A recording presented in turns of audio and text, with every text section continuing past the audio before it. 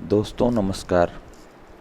मैं राजीव कुमार आप सभी के समक्ष फिर से उपस्थित हूँ एक संघर्ष की अनोखी दास्तान लेकर।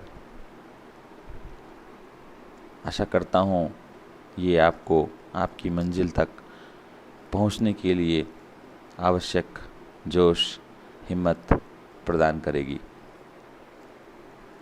ये कहानी है जेपी मौर्य जी की।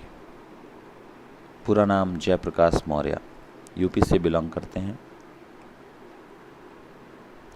बचपन में जब इनके पिताजी गुजर गए,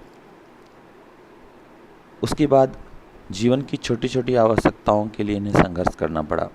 पैरों में चप्पल नहीं थे, तन पर कपड़े नहीं थे, फिर भी हिम्मत नहीं हारी। पढ़ाई को अपने दम पर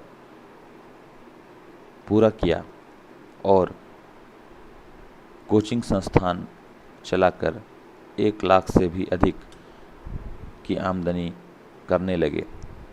उसी बीच इनके पास आरसीएम बिजनेस आया 2016 में। इन्होंने कोचिंग संस्थान को ताला लगा दिया और आरसीएम ज्वाइन किया।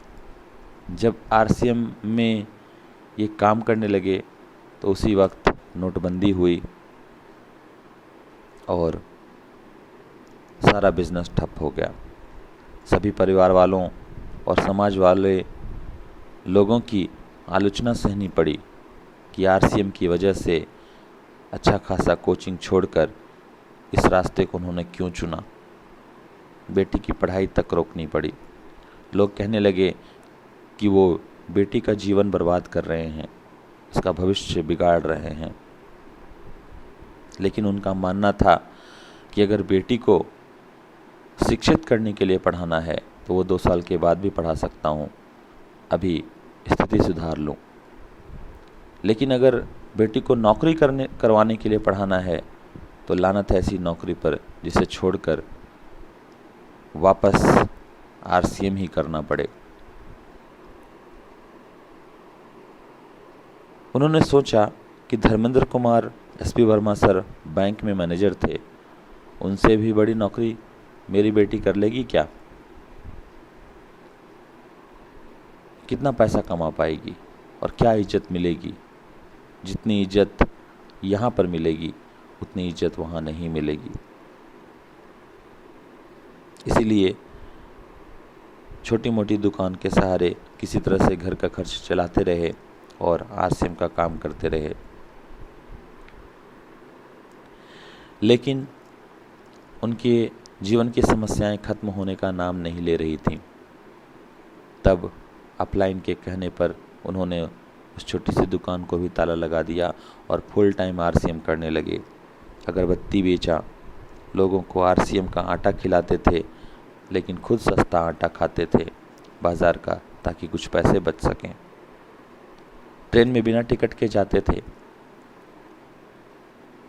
दिन भर खाना नहीं खाते थे ताकि कुछ पैसे बचा सकें और उस पैसे से पेट्रोल डलवा सकें अपने बाइक में और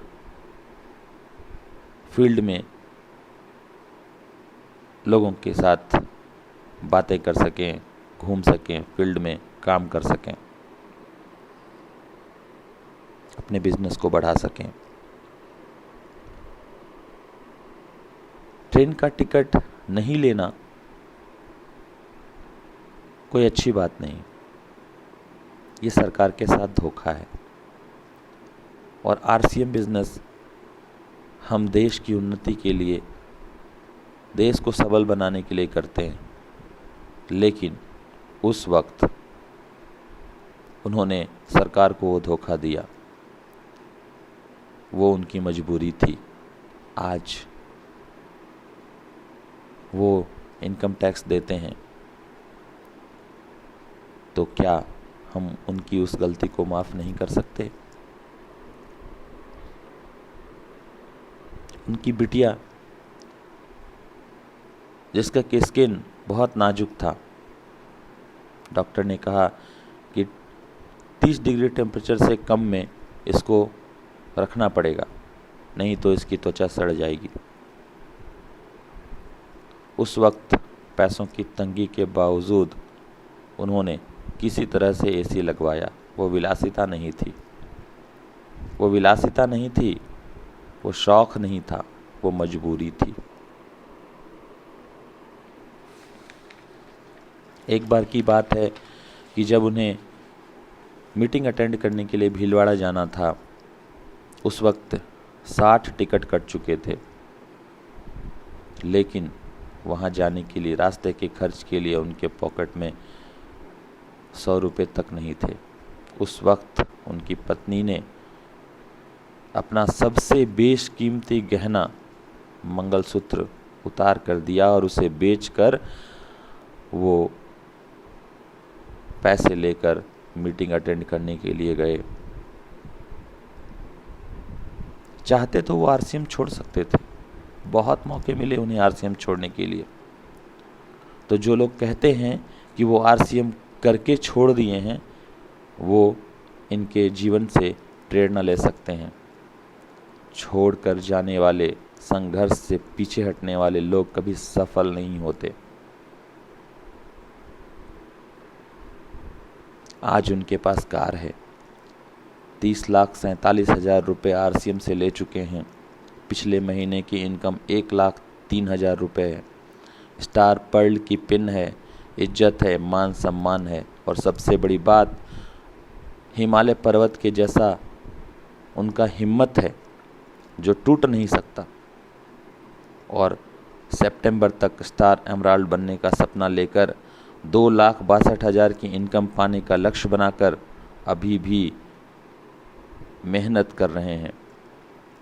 हमें उनके जीवन से शिक्षा लेनी चाहिए, सीखना चाहिए, क्योंकि किसी ने सच ही कहा है, तूफानों से डरकर कभी नौका पार नहीं होती, तूफानों से डरकर कभी नौका पार नहीं होती, कोशिश करने वालों की कभी हार नहीं होती।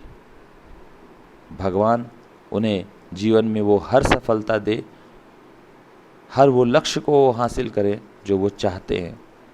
ये भगवान से मेरी दुआ है, मेरी प्रार्थना है उनसे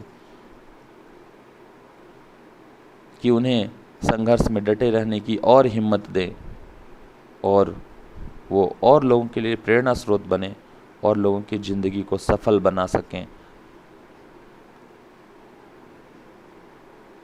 तो इन्हीं शब्दों के साथ मैं अपनी बात ख़त्म करता हूँ। आपका बहुत बहुत धन्यवाद।